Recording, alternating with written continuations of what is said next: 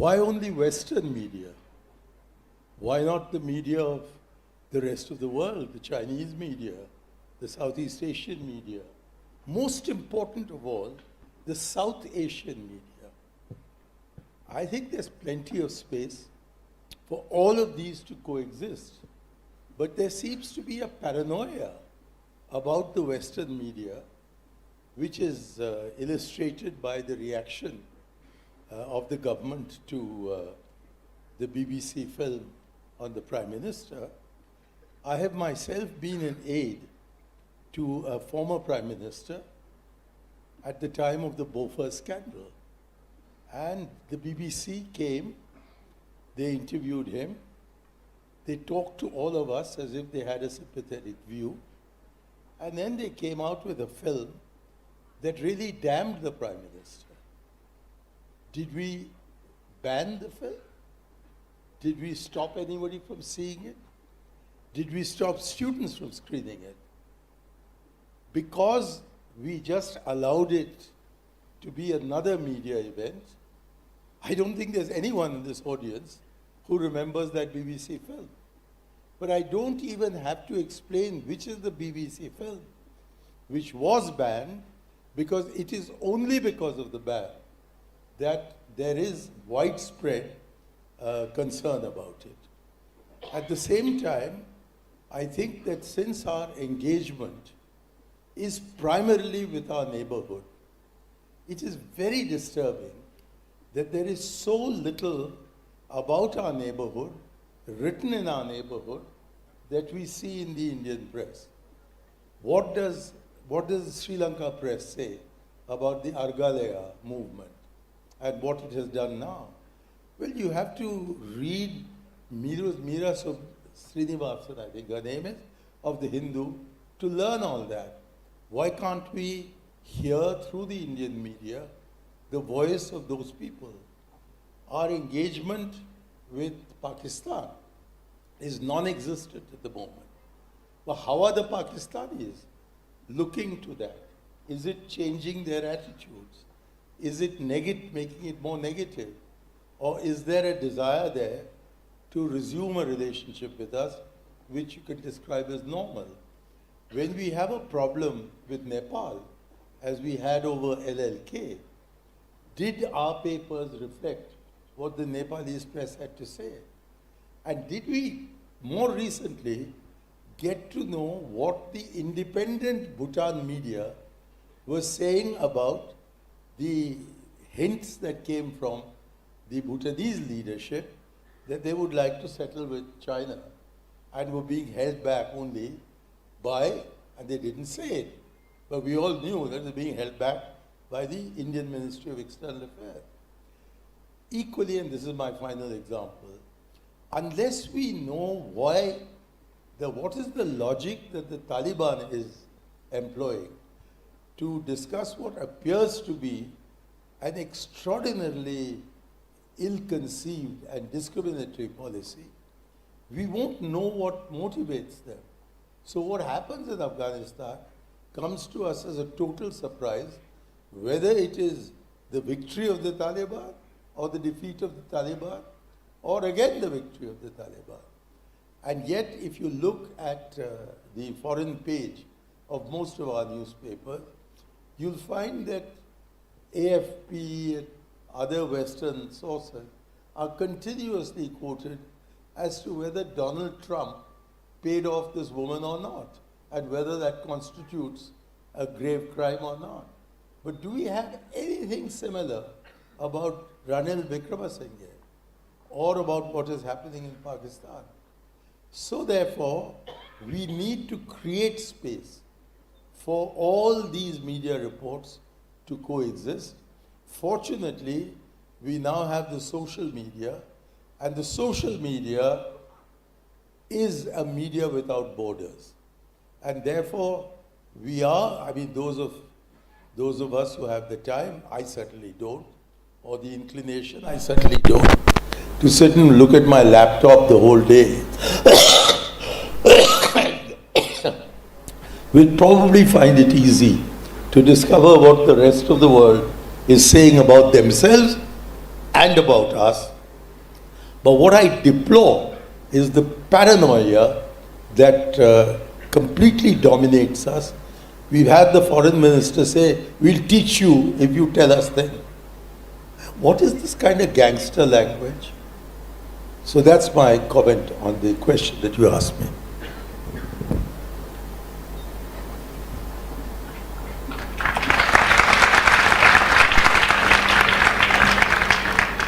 Thank you. Thank you for inviting me. It's, as you can tell, very difficult to say anything at all after Mani Shankar here. And Mani's been very careful today, or at least up till now he's been very careful. But you will see more fireworks as the questions move on. I think that there was a very interesting point that he touched, moving from media reporting in the West, elsewhere, and of course the attitude of Government of India. Let me give a caveat first, that during the years that we've been in government, I cannot say that we didn't have faults and flaws in this matter. We did also react, etc., but it may be a matter of degrees and really how far we are taking it. But on reflection, and in fact looking at how the world has moved forward, we need to find a way of being a little bit self-assured. This whole business of we are under attack, that somebody somewhere doesn't like us, and therefore they're doing this to unravel the good things that we are doing and to undermine the confidence of the world in India. I think India is a larger entity than that. We can take criticism, whether it comes from within or it comes from without. We can take criticism, we can respond to it, we can answer. We have a remarkable structure of constitutional values and constitutional law in which some extremely negative things said about us, we have to tolerate and perhaps respond. Now, if there is a problem with the media in the West, taking the point, of course, from Mani, that there isn't just media in the West, there's media elsewhere too. There's media in the Middle East, there's media in South Asia, there's media in Far Asia, etc. Why don't we, and media in the neighborhood, why don't we reflect and respond to that completely? Are we too preoccupied with ourselves and our choice of keeping in reference only certain people, whether it's the United States of America or the UK and so on and so forth, and to say that it's high time that the West stops thinking that its problems are the problems of the world. Now, some problems of the West are problems of the world. Some problems of the world are problems of the West. But you have to put things in perspective. We can't be paranoid. We can't be timorous. We can't be bowled over with everything. And we must have confidence in our own institutions. And when we talk about media in the West with Indian media, there are lots of questions about the Indian media as well. And I think a fundamental question about media freedom, whether in the West or here, the fundamental freedom is it controlled, is media controlled by commercial interests? And I think we haven't yet worked on law. I don't know how much America has, but we haven't worked on law to ensure that there isn't a connectivity between people who own business and people who own media or control media. I think that's a very critical dimension of politics in terms of democracy, and I think that's what we need to address instead of getting worried and paranoid about what anyone is saying. If we are good, we are good. You talked about the pandemic. I think the world recognized that we did a wonderful job as far as the medication and vaccination was concerned, and we produced in a remarkable short period, we produced the best vaccine that the world could afford and the world could use. I think that's the sort of confidence that we must exude. We shouldn't be worried about being a pushover that anybody writing an editorial in New York Times or somewhere else can upset the apple cart for us. We just have to have more confidence in ourselves. And frankly, given that the government speaks with so much confidence, they should show that confidence as well when it comes to facing criticism. Thank you.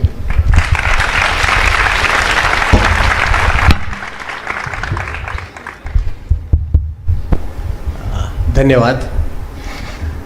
I'm very happy to be here, friends, and to see that the hall is full, and I'm told that there are people outside. Just shows that young people, young Indians, are deeply concerned about what's happening to freedom of the press, freedom of expression, which are a part of democracy. And shows that you people want freedom of the press to remain intact because you want democracy to remain intact. And as we all know, lights are indeed dimming on freedom of the press, freedom of expression, and democracy itself. And therefore, to have a discussion of this sort in these times is most welcome. Article 19 of the Constitution guarantees freedom of expression, freedom to receive and impart information and ideas through any media and regardless of frontiers.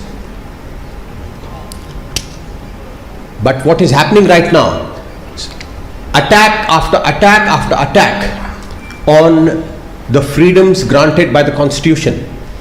Most recent is the amendments to the IT rules 2023, whereby the government is going to establish a unit, a department, to determine fake news and immediately order digital platforms to take down news that are inconvenient, uncomfortable to the government. Which, as you all know, the new owner of Twitter has already succumbed. He said that I don't want my employees to be jailed. If the government says take down this news, I'll immediately comply. Elon Musk. So this is the situation that we are in. We have to safeguard freedom of expression, and while safeguarding freedom of expression, of course we must be patriotic. We are all of us patriotic, and this whole notion of calling people who don't agree with the ruling establishment as anti-national, Gaddar, and they go to the extent of even calling retired judges people belonging to the anti-India gang. And this is being said by none other than the law minister. And he also threatens them that they'll have to pay a price if they can threaten retired judges. What about lowly journalists? So friends, as I said, lights are dimming on democracy and on freedom of expression. Now coming to the specific subject of today's debate, as has been very rightly pointed out by Maniji and Salman Bhai, why are we so obsessed only with the Western media and narratives? Of course, there are certain aspects of the Western media that we all appreciate. But out of the 180 plus countries, the Western countries are just about less than 40. India being the largest democracy and already the most populous nation in the world, are we engaging with the rest of the world? It's as if the rest of the world doesn't exist. When you see the media today, as has been pointed out already, and we have already forgotten that the Western media is an instrument for perpetuating Western imperialism, Western hegemony. the Western media is just the front for continuing, perpetuating the Western domination of the world. Now, is that acceptable to us? Of course, the government criticizes the West when the West, such as the BBC or New York Times, say something critical. But as a nation, we are not really taking the lead in creating a new information order, new media order that is equitable, that is just, that is democratic. Some efforts started when we were leading the NAM movement, non-aligned movement. You will recall that was a time when India was actually talking about creating a new media order as part of a new global order. We don't any longer talk about changing the world order. We want to be part of the West. We want to be good in the good books of the West, America. We only criticize the West when they criticize some aspects of our politics or governance or communal relations. I would end with one point. I was very happy to know from your introduction that you belong to this wonderful and perhaps unique platform called Pari, which, friends, is the only platform that brings information and news and views from rural India. Rural India has become invisible in the mainstream media, which itself is so undemocratic. And this has happened because we are imitating the West.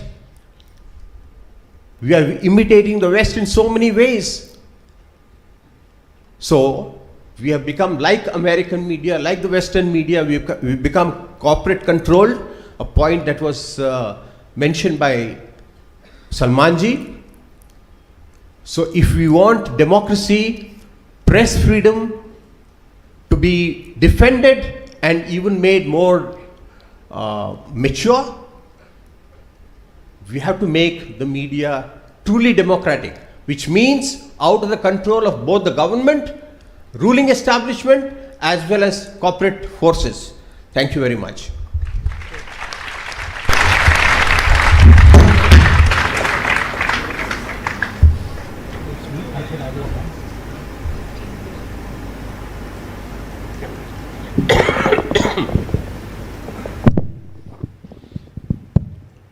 Good evening. Thank you very much. It's a real pleasure and honor, and I thank the organizers for inviting me and Sai and everyone else. A real pleasure. And Shalini, the moderator.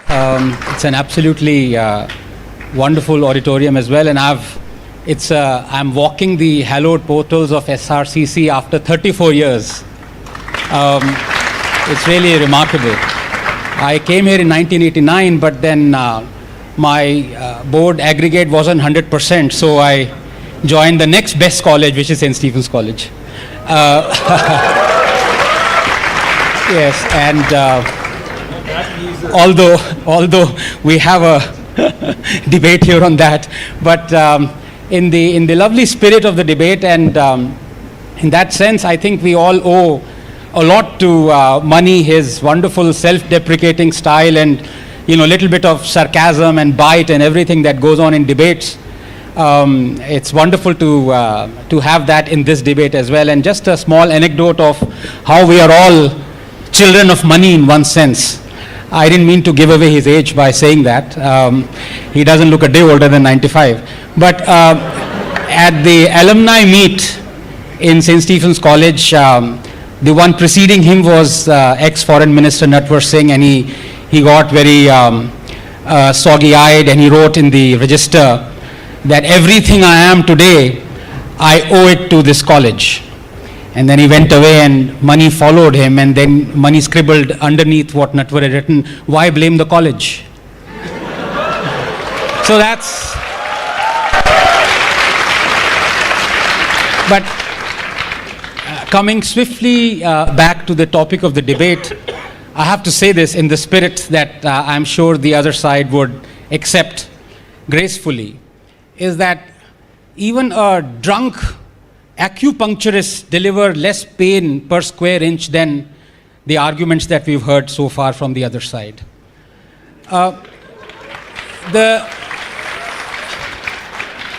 The reason for that is, and abhi to sai bhi baki hai, but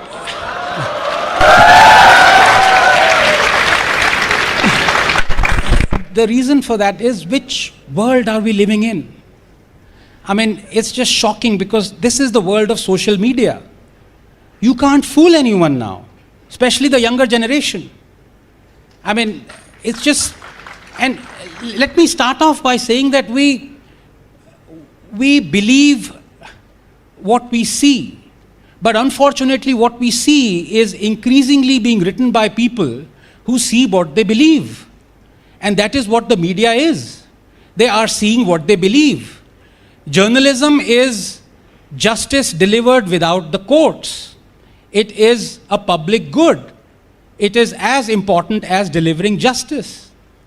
And I'm stating the obvious here, but the tragedy is that most of the journalists that you see are busy peddling narratives. They have become activists. They're not balanced anymore. They're not objective anymore. Even in science, that the moderator talked about COVID. And I say, please do not bring politics into science, because all then you would end up with is political science. But and there's nothing wrong in that. But there are a dozen, I don't know how much time we have, whatever X time I have, I'll take 30 seconds more than that. But the fact of the matter is, I can bust a dozen narratives, fake narratives over the last 8 years that have been peddled. And Sai can maybe bust a dozen more narratives. But it's tiresome after a while, because then you are left asking, what is the journalist's job? If the reader, if the viewer is there to bust the narratives, let me take what the other side, and I just mean other side as a rhetorical thing, that we're all the same. We're all on the same side, right? But at least in this debate, let me pick up the two issues that they talked of. Mani talked about BBC, he talked about Bofors, and he talked about how well-meaning and gracious the government was. I don't need to open that Pandora's box. I don't need to tell you how much stress and how much draconian measures were put under Chitra Subramaniam when she was doing the story of Bofors by Rajiv Gandhi and the PMO. I don't need to tell you when Mani talks about the BBC and saying, we didn't ban the BBC film. Right, you didn't ban the film. You banned the BBC for 2 years. And it wasn't under the emergency. It was before the emergency. 2 years.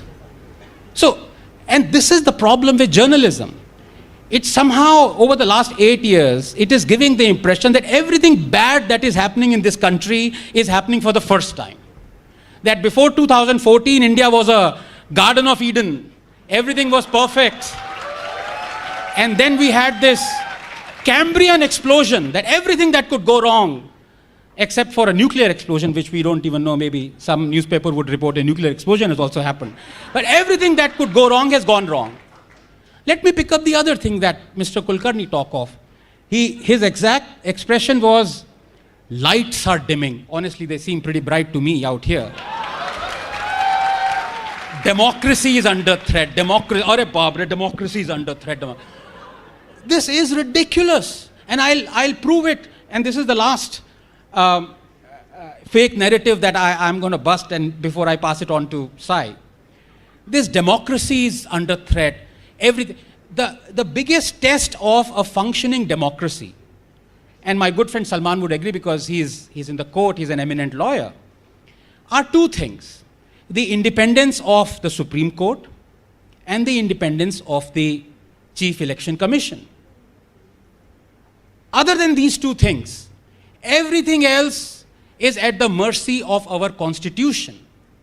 And I put it to you, I don't know what will happen to me once I say this, that we have been a banana republic ever since we became a republic.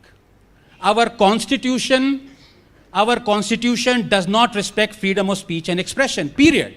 And whatever little it did was then soon trampled within a few years by Nehru's first amendment. I'll come to that in a minute. Chacha ji ki baat karunga abhi.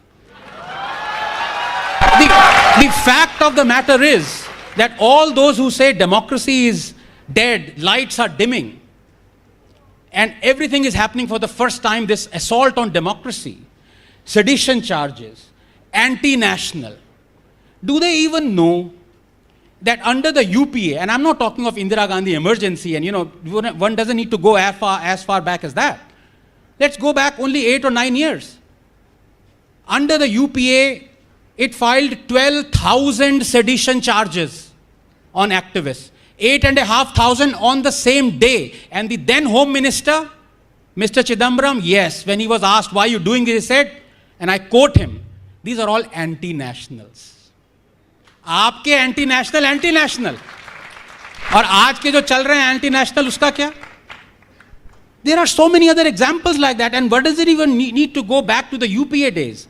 Chhattisgarh government, Congress-ruled government, they slapped a sedition charge on a person who complained of a blackout, a power cut. They filed a sedition charge under him. So many things are happening right now in Congress-ruled states. But democracy is flourishing there. In Bengal, a non-BJP ruled state, a chemistry professor shared a cartoon of Mamata Banerjee. He was arrested. 2 weeks ago, this news, we don't even know because the Telegraph is all very prim and proper and doesn't want to go against Mamata. He was acquitted after 11 years, a chemistry professor. 11 years. Democracy is flourishing in Bengal. So, when we are this selective, we need to answer ourselves more than we can answer the public. Because journalism is a public good. And last couple of minutes I want to take, because this narrative really has to be busted. We all believe and we know that yes, Rajiv Gandhi banned a few things. He wasn't really liberal, the paragon of liberty and equality and fraternity. Indira Gandhi, of course, brought in the emergency. A lot of things that this government has done is also draconian, and I have a list of that. This government, for example, the BJP government in Gujarat, it jailed an editor for 15 days because he criticized the COVID response of the then Chief Minister of Gujarat. So yes, all these things are happening. In fact, the most iconic phrase in the last 10 years that has been coined has been by Mr. Arun Shourie, when he says that all the BJP is Congress plus cow. And Aap of course is Congress plus Lamao, LMAO, but that's another matter. BJP is no different from the Congress. Please realize this. Everything that the BJP is doing right now, everything wrong and everything right, the Congress has done it before. There's nothing, there is no, and you talk of corruption, I say BJP is corrupt. You know why? Because the High Court convicted the BJP of taking illegal money and violating the FCRA rules. The punishment for that is 5 years imprisonment of the party head. Mr. Nadda would be rotting in Tihar right now. But what happened? The mistake that the court did was that the court also convicted rightly the Congress party. अब ये BJP और Congress दोनों मिलके retrospectively they amended the FCRA Act going back to the emergency era. The High Court was toothless. Nobody was arrested. Nobody was convicted. Why doesn't the Congress say that the BJP is corrupt? Because the Congress has also been convicted. This is the problem in this country. Nobody tells you these facts. People only tell you one-sided stories, like, for example, that Nehru was the paragon of liberty and freedom. Everything else, Indira Gandhi might have done emergency, but Nehru nahi. Chacha Nehru didn't. Let me take the next couple of minutes and tell you what the status of freedom of speech and expression under Pandit Nehru was. Under Jawaharlal Nehru, the first amendment was brought in. Reasonable restrictions, incitement, disruption of public order. Who decides who is disrupting public order through freedom of speech? Poet Majru Sultanpuri was jailed for 1 year for calling Nehru Hitler ka chela. 1 year. One of our greatest songwriters and poets rotted in jail. Did you know that? First democratically elected communist government in Kerala was dismissed. Congress president said communist parties wouldn't be allowed to participate in general elections. Stanley Woopert's book 9 Hours to Rama was banned. The book Chandra Mohini was banned. Audrey Menon's The Ramayana was banned. Campbell's The Heart of India was banned. Koestler's The Lotus and the Robot was banned. Import of any newspaper that undermined friendly relations. No, I need to go on. I need to go on because this rubbish fake narrative needs to be busted right here and right now. Flischter's Aisha was banned. Bertrand Russell's Unarmed Victory was banned. Robson's film 9 Hours to Rama was banned. Sadhnui's Markane Somnath was banned. Robert Taylor's The Dark Urge was banned. Selling Lady Chatelier's Lover was banned. The book What Has Religion Done for Mankind was banned. Ratnavak's Bhupat Singh was banned. Import of any obscene drawing or painting was banned. Mrinal Sen's film Neel Akshar Niche was banned. Menon's Rama Retold was banned. Tony Hagen's book Nepal was banned. The RSS organizer was censored, its publishers prosecuted. Film Gokur Shankar was banned. Godse's testimony was banned. Goswami's film Runumi was banned.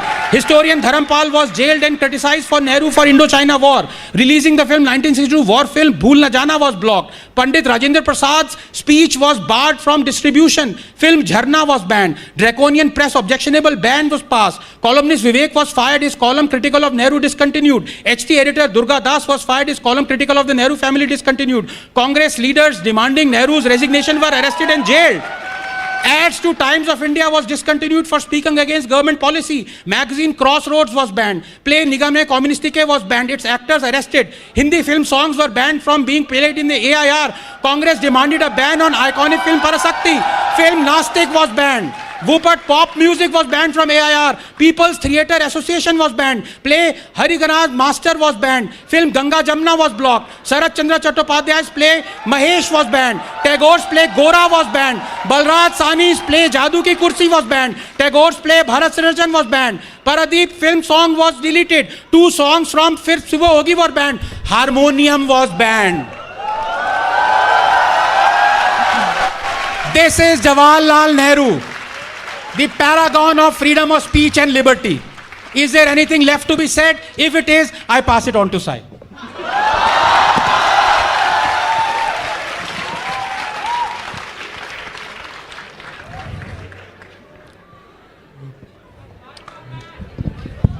This is the Sri Ram College, right? Yeah.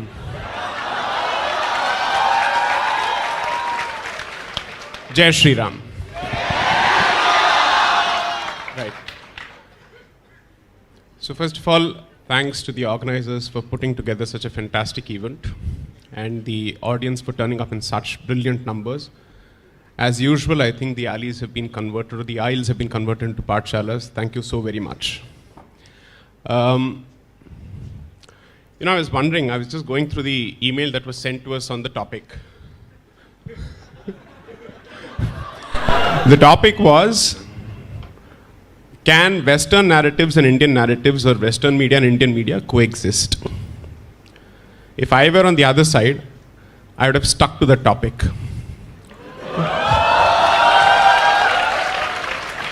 This is a textbook instance of Aa Bail Mujhe Maar. You've opened the Pandora's box by speaking about freedom of speech, when instead the topic was slightly different. Good. The can of worms has been opened, so let the floodgates open. Now we are being told that free speech in this country is almost on the verge of extinction. So Anand rightly pointed out the First Amendment to the Constitution. So I'll explain the backdrop to it. So Mr. Nehru seriously was interested in pushing his land reforms agenda. I am not on the question of whether it was right or wrong. I'm just saying that he had a certain policy initiative which he wanted pushed. You know who was actually raising the red flag to his initiative? The ones who raised the red flag always, the communists. Okay? So people like Romesh Thapar started writing against it. And there was active opposition to everything that he was doing. Courts were overturning his judgments, or rather his initiatives through judgments. So 2 consequences happened simultaneously around that particular period, which till date affect the Constitution. The first is the introduction of severe limitations on free speech. The second is the introduction of the 9th schedule to the Constitution, which effectively protects all those land reform legislations from any kind of constitutional challenge.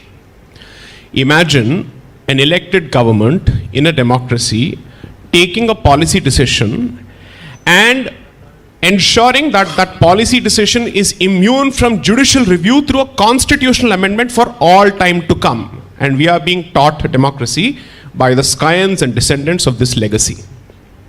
Second, today we are suddenly being told, oh, social media explosion is the reason for survival of free speech in this country. Otherwise, you see free speech has been bought by mercantile interests and so on and so forth. Who introduced Section 66A to gag free speech on social media? Section 66A of the Information Technology Act was introduced by the UPA government with the broadest of possible restrictions on free speech, where even any kind of offense or hurt that is caused to sentiments immediately attracts the application of that particular section. This is what ultimately resulted in Shreya Singhal versus Union of India. The sad part or the unfortunate part or perhaps the cynical part of the reality is the BJP defended that particular provision in court when the matter was being heard, because by then the BJP had taken over. So what does this tell you ultimately? That the nature of power, regardless of which party is in power, is to appropriate as much space to it as possible and limit the scope for free speech. There is really no one in this hammam, I leave it at that, who is capable of saying, I'm clothed. Okay? So therefore, let's not take a moral high ground here. Let's be realistic about what is it that we want and what is it that is good in the interest of the public. Let's speak of that. Now let's talk about what's happening in the West, so on and so forth. I think the binary division between Western media and Indian media no longer exists for a good reason. Because it's not a question of who's from the West and who's from India. It's a question for who's batting for Indian interests. That is what ultimately matters. Because there are several people, several journalists in the West who are willing to speak the truth about Bharat and who do not share the colonial cynicism of the rest of their Western compatriots. Similarly, there are several people from Bharat who are more than happy to be lackeys of anti-Indian mouthpieces from the West. That's a fact. So therefore, I'm not interested in this binary argument anymore. During COVID, there were several fantastic Twitter handles from the West which were actually reporting on the kind of measures that a country such as Bharat, the scale of its population, was undertaking to provide resources to its people, while people within were constantly pulling us down. Now here is the interesting part. Mr. Kulkarni rightly points out, and I would say significantly that holds good, that Western media, including Hollywood so to speak, has managed to push the Western agenda as much as possible. It's unfortunate that we are aping everything wrong from the West but we are not doing it as far as this issue is concerned.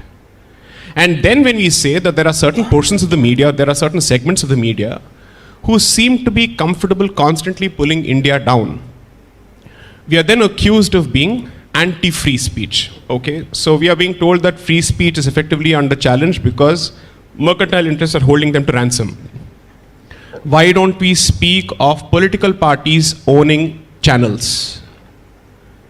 In the South, business interests and media interests merge and they're controlled by parties. You want a standing example?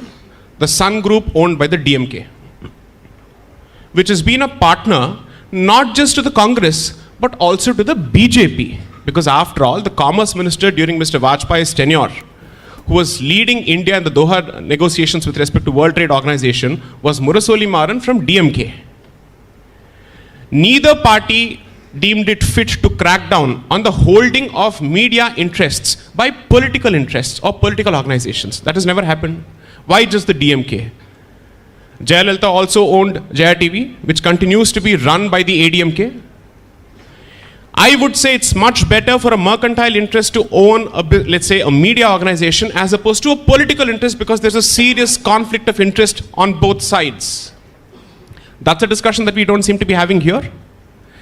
Now, ghoom phir ke abhi baat jo hai, it has become about only the Congress and the BJP. I would say at this point, members who are listening to this should actually say we are sick and tired of this nonsense. We'd like to actually have a discussion which goes beyond the BJP and the Congress.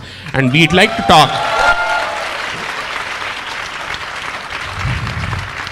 Because until the cows come home, this battle will go on. But nevertheless, given the fact, the cow, of course, pun intended, given the fact that the Congress has been in power for a longer period of time, ask any student of constitutional law.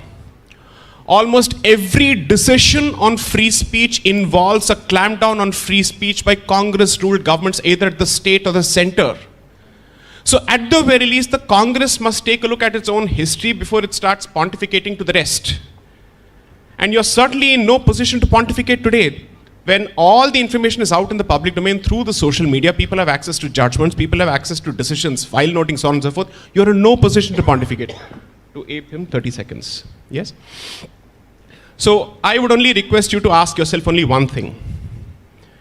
Self-regulation in India is a non-existing word. It's a non-existing concept. There's not a single body that can be trusted to regulate itself. I say this as much of the judiciary when it comes to its collegium system, and I say this as much of the media. Now, on the point that Mr. Kulkarni raised, that the government is thinking of setting up a center which can crack down on fake news. The Press Guild does nothing. The Press Council of India does nothing. No action has been taken against any organization or any portal or, let's say, individual journalist for their direct role in, let's say, spreading or manufacturing fake news. What are we supposed to do? You can't go to a court asking for directions against a private party in a writ petition. So what do you do then? The government has the task. You know why? Because if fake news starts on WhatsApp, particularly in the context of riots or any kind of communal violence, so to speak, and let's assume that the trigger is a lie, it falls upon the government to have a mechanism to actually trace that lie back and also perhaps nip it at the bud. So if the government were to actually go against all kinds of news, that's a different issue. But to say that the government doesn't even have the right to go after fake news when self-regulation as a concept is completely failed in this country, I'm sorry to say, what are we really batting for? This is exactly what happens when you choose to go after every policy initiative merely because it's the BJP at the helm or the Congress at the helm without asking what is right and what is wrong. I can pander to the gallery here by reducing this to a television debate, but this is SRCC. I think you're better, right? And therefore, I would urge you to put pressure on debaters and panelists to stick to the issue, at least in their own interest. Thank you, panelists. I'm sorry, I've been told there's a shortage of time, so I'm just going to leave you with one idea, which is that we've spoken about the two parties, the governments, the historical perspectives, present day, all of that. We're looking at times of artificial intelligence, right? Where technology can make news gathering more efficient, but it can also allow fake news to get more creative. I would have liked people to respond to that, but unfortunately we're out of time, so we'll have to wrap it up here, and thank you for being a great audience. Why did we run out of time? Because there was no equity in the use of time. Thank you. We started late. If you want a victim card, I have one victim card.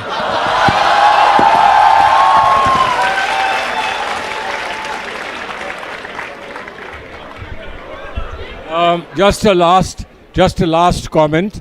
I thought if you give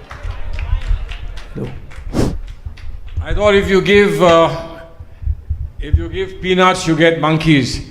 But I've suddenly realized they need bananas. That's gorillas. That's terrible. That's a lot of power, but not a lot of thought. Frankly, you needed a serious discussion about foreign media and Indian media. What we got a serious discussion is about Congress and the BJP, both being very bad. I don't know if they were here saying that go for Aam Aadmi Party or something else. I'm not very clear about that. The question is who started it?